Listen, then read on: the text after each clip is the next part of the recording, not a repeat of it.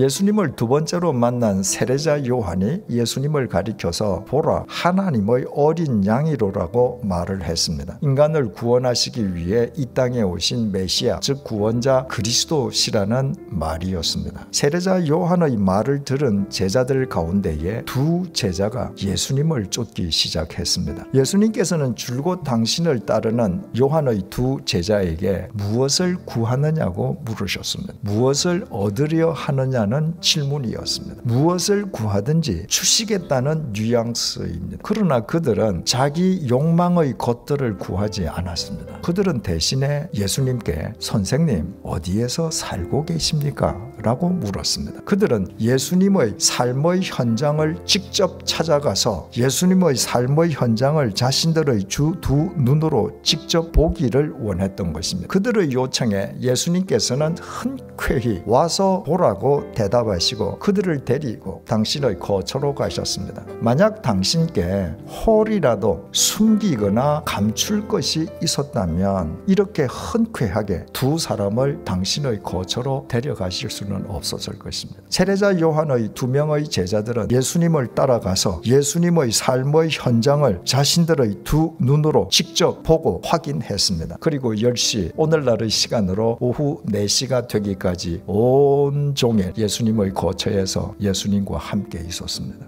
예수님의 거처를 확인한 세례자 요한의 두 제자 가운데의 한 명은 나중에 예수님의 제자가 된 안드레였습니다. 안드레는 예수님의 거처를 나서자마자 자기 집으로 뛰어가서 자기 형제 베드로에게 메시아를 만났다고 외치고 베드로를 데리고 예수님께로 갔습니다. 중요한 사실은 예수님을 처음 만나 예수님을 선생님 이라고 불렀던 안드레가 예수님의 삶의 현장을 찾아가서 확인한 뒤에는 예수님을 메시아라고 선언했다는 사실입니다. 스승 세례자 요한으로부터 예수님이 메시아라는 이야기를 들은 안드레는 예수님께 당신이 정말 메시아이십니까? 하고 묻지 않았습니다. 안드레는 예수님의 말로 예수님의 메시아 되심을 확인하려 하지 않았던 것입니다. 그 대신에 안드레는 예수님께 선생님 어디에서 살고 계십니까? 라고 물었습니다. 예수님의 말이 아니라 예수님의 거처에서 예수님의 삶의 현장을 보고 예수님의 메시아 되심을 확인하겠다는